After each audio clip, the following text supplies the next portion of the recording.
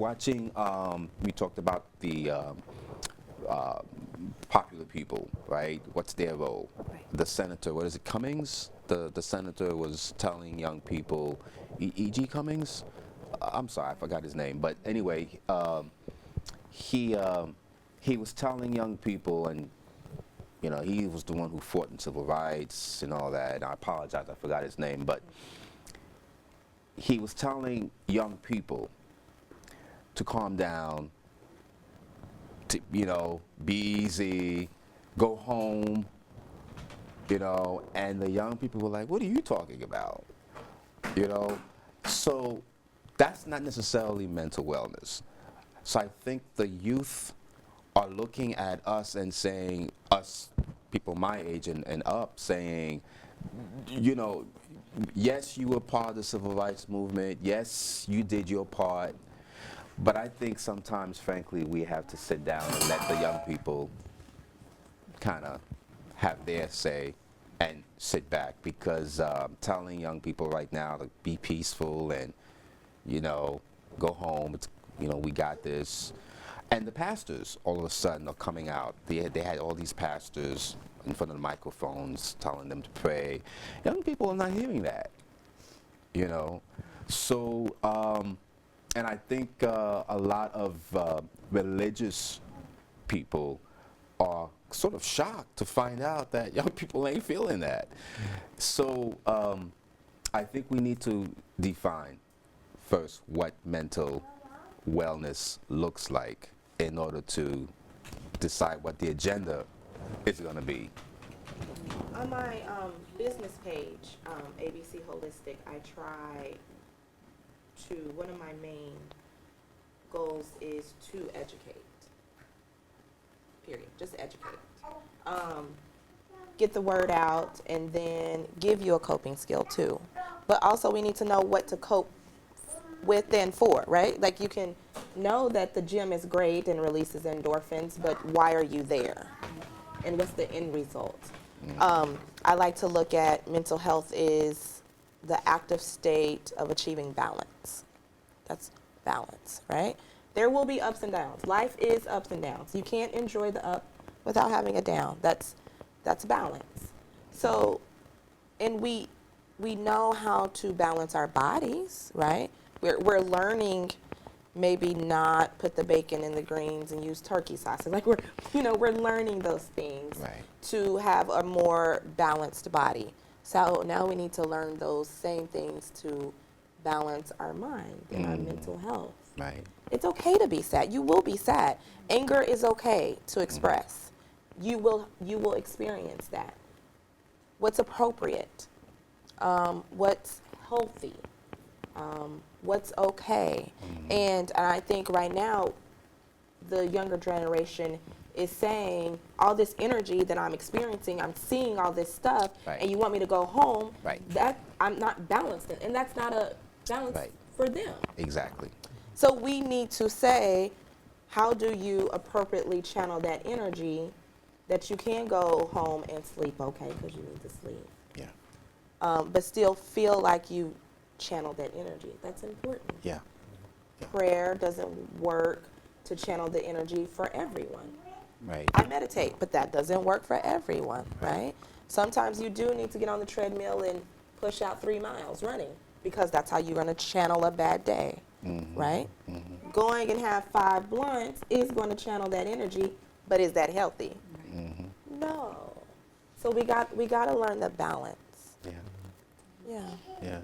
And I think, like, to your point, I think my last point also, it's not to say that social media doesn't have a place, and I think, unplugging is good, but again, if you're going to plug in, and like you said, the woman who's crowdsourcing and raising money, I think a key thing is to be actionable.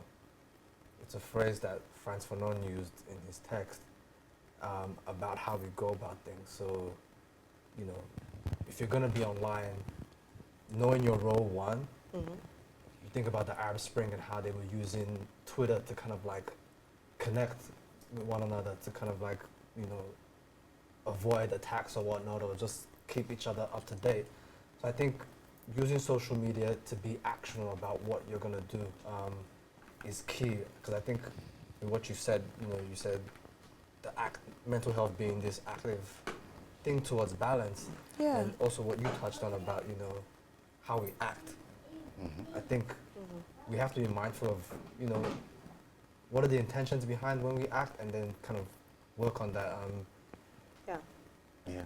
So yeah, just being actional. And I think thinking about Fanon, he said as we go about in this time where we are kind of like being killed or things aren't in the best place, we have to think about being acted upon.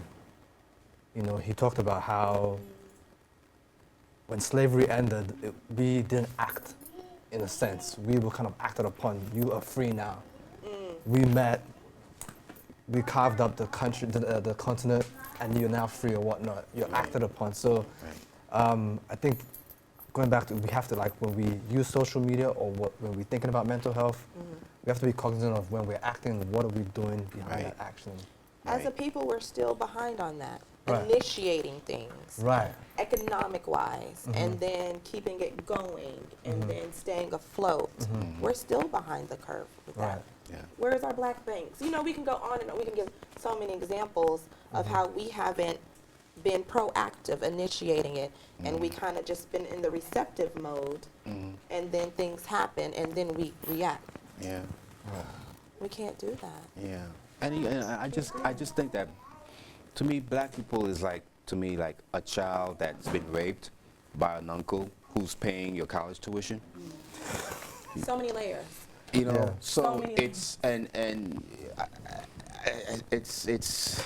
it's so complex, so complicated, and yet so obviously unhealthy. Right. And I think we're functioning in dysfunction. I think we've had to learn to do that. We've gotten used to doing that. And who knows? Maybe what's going on is that we are finally tired of doing that. Things have been bubbling, and maybe this is the generation that's going to say, no more kumbayas. Right. No more. We're not having it. But I think the older generation is feeling a bit nervous because, civil rights movement, we were holding hands, we were singing, we shall overcome. Then Malcolm had his take on it. Well, I don't know about that. We need to kumbaya with each other first. What I find really interesting is other cultures, other ethnicities, other colors. I'm watching. I'm 55 years old. I'm not used to seeing that. Young white boys in Seattle were flipping cars because a black boy was killed by the police. That was new to me. So something is going on in the US of A. Right. And I think it has to do with energy. I think the country itself has an energy Yes. of its own. If we can kind of fathom that, right? Yeah. There's energy workers just for geography. Okay. Yes. And I think that when you continuously promote and provoke Holocaust behavior on a people, it has to do something to the land, to the environment. And it just feels to me, and I hope I'm making sense here, that it just feels to me that the land itself, its energy, is sort of having an invisible earthquake. It's erupting. It's erupting. It's erupting. It's erupting.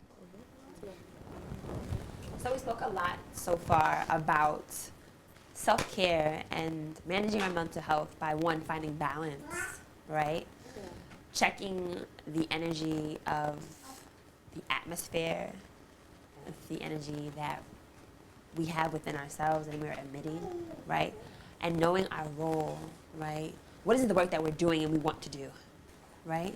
And I really want to wrap up and talk more about ways that we can not only cope, but we can take action in the work that we do within our communities to help others cope as well.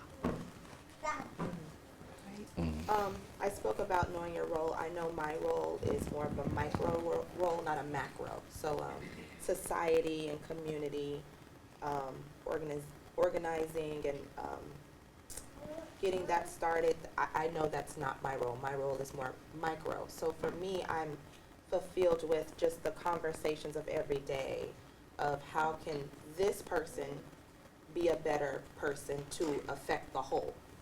So I know for me, that's my purpose. So my conversations is, how can your energy be better? How can you have a better day? And maybe I affected you with a smile on the subway. That's how I am. It's in the little things. Yeah. Okay. Mr. K, did you want to add to I that? would just say, you know, again, we want to kind of bring it back to mental health. There are some really amazing agencies out there, people. They really are. You just have to do your homework. Be proactive. Don't wait for people to give you the information. If you're just coming out of prison, there's an excellent program called Exodus. It's right in Harlem, on 124th Street. And they'll help you get that together, male, female, whatever. You know, they'll help you get back on your feet. I'm going to be helping a program called Real Skills in the fall, and it's for young men and women who are marginalized and underrepresented. And we try to make sure that they stay off the streets and all that energy that's built up, we try to help them in a more positive and channel that in a positive way. So there's a lot of really good agencies out there. You've got 3 people here in mental health. So we're out here for you.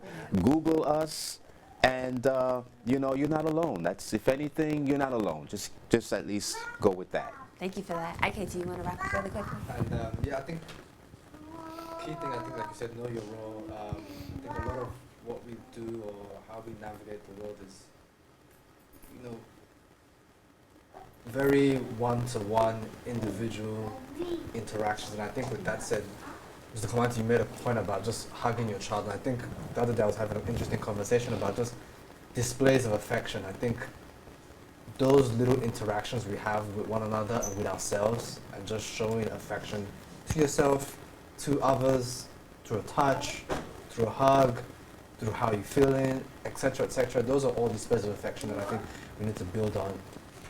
And from there, then, you know, things can go from micro to macro in a very meaningful way. Yes. But I think it has to start from these displays of affection that happen in a one-on-one basis, and even so. Yeah, and allow yourself to be yourself. You know, black men especially, we're walking around with all these roles. Be yourselves. You'll have a much better life if you're yourself. Love yourself, be tender with one another, Yes. and connect. Always connect. Yes. I want to thank you all for joining us this evening for this conversation on advocacy and activism, and just talking about how we can care for one another and care for ourselves. Thank you. Thank you. So thank you. Hopefully you'll tune in again for our next episode. And thank you for being here.